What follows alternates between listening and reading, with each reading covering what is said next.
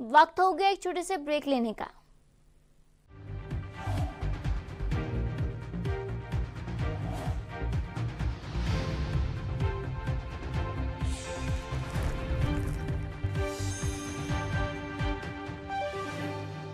पूर्व केंद्रीय मंत्री अनुराग ठाकुर का कांगड़ा एयरपोर्ट पर भाजपा कार्यकर्ताओं ने गर्मजोशी से स्वागत किया।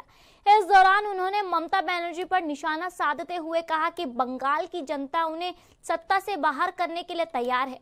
ठाकुर ने आरोप लगाया कि बंगाल में हत्या, भ्रष्टाचार और घुसपैठियों को संरक्षण मिलता है। संविधान दिवस पर प्रधानमंत्री मोदी की सराहना करते हुए कहा कि मोदी सरकार ने बाबा साहेब अम्बेडकर के मार्ग पर चलकर संविधान को सर्वोपरि माना है। उन्होंने अरुणाचल प्रदेश पर चीन की हरकतों को कड़ी चेतावनी दी है।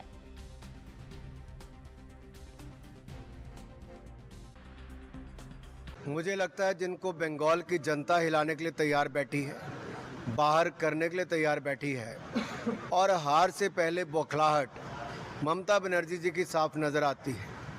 जिस राज्य में भ्रष्टाचार, हत्या का बोलबाला हो, घुसपैठियों को संरक्षण मिल रहा हो, चुनाव से पहले हार दिख रही हो, वो इस तरह की धमकी ही दे सकती हैं और हर बार देते हैं। बिहार के चुनाव से पहले भी राहुल गांधी जी SIR का बहाना लगा रहे थे, जबकि बिहार की जनता ने रिकॉर्ड और ऐतिहासिक बहुमत भारतीय जनता पार्टी NDA को दिया है। बिहार जीता है, अब बंगाल की बारी है। जब से नरेंद्र मोदी जी की सरकार आई, पहले दिन जहां एक और संसद के पहले बाहर उन्होंने अपना शीश झुकाया। विधानसभा परिसर धर्मशाला में कांग्रेस विधायकों और मंत्रियों ने भाजपा के खिलाफ जोरदार विरोध प्रदर्शन किया।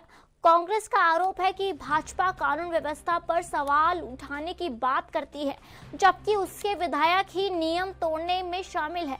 इस प्रदर्शन में मुख्यमंत्री की पत्नी कमलेश ठाकुर और मंत्री चंद्र कुमार और अन्य नेता शामिल हुए। कांग्रेस ने कहा कि भाजपा को पहले अपने विधायकों को नियंत्रित करना चाहिए, तभी वह कानून व्यवस्था पर सवाल उठा सकती है। कांग्रेस ने अपनी एकजुटता से भाजपा के दोहरे चरित्र को उजागर किया।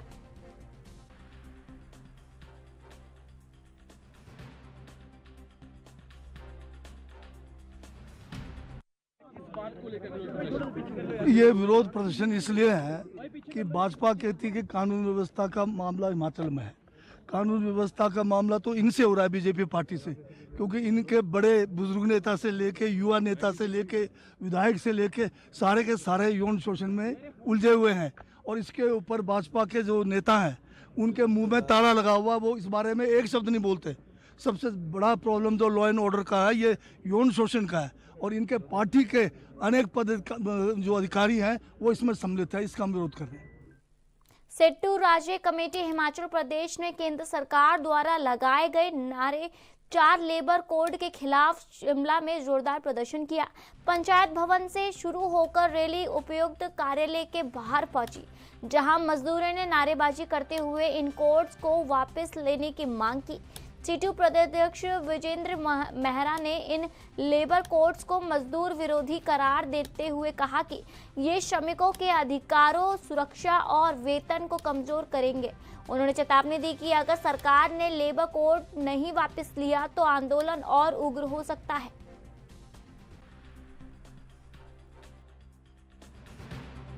अंदर आज मजदूरों किसानों के प्रदर्शन हो रहे हैं। आपको मालूम होगा 26 नवंबर 2020 को एक ऐतिहासिक किसानों का आंदोलन हुआ था, 1 साल चला। 3 काले कृषि कानून लाए गए थे। मोदी सरकार ने उस वक्त भी कहा ये ऐतिहासिक कानून है, किसानों के पक्ष के कानून है, लेकिन 750 जो शहादतें हुई जो किसानों की उसमें आंदोलन में, उसके बाद 1 साल के बाद मोदी सरकार को माफी मांगनी पड़ी और काले कानून वापस लेने पड़े, क्योंकि वो काले कानून किसानों के पक्ष के नहीं थे। बड़ी बड़ी जो कॉरपोरेट कंपनियां हैं उनके खिलाफ थे, उनके पक्ष के थे और किसानों के खिलाफ थे। और उसमें किसानों को उनकी ही जमीन से बेदखल करके उनको मजदूरी में धकेलने की एक साजिश थी, कंपनियों के हवाले खेती करने की साजिश थी। उसी वक्त में एक आंदोलन शुरू हुआ था हमारे देश के अंदर, एक हड़ताल हुई थी। क्यों हुई थी? जो आजकल आप लगातार पिछले 4-5 दिनों से देख रहे हैं, 4 लेबर कोड ला दिए गए ये लेबर कोड क्या है, ये बंधुआ मजदूरी और गुलामी को हिमाचल प्रदेश की सुक्खू सरकार ने कांग्रेस नेता सुरेंद्र शर्मा को HPMC का उपाध्यक्ष नियुक्त किया है। सुरेंद्र शर्मा ने शिमला में अपना कार्यभार संभालते हुए HPMC के माध्यम से ग्रामीण रोजगार और अर्थव्यवस्था को मजबूत करने का संकल्प लिया। उन्होंने सरकार और कांग्रेस नेतृत्व का आभार व्यक्त करते हुए कहा कि वे किसानों और बागवानों के हित में HPMC को आगे बढ़ाने के लिए हर संभव प्रयास करेंगे। जल्द ही प्रोजेक्ट्स की समीक्षा और आगामी कार्य योजना बनाई जाएगी।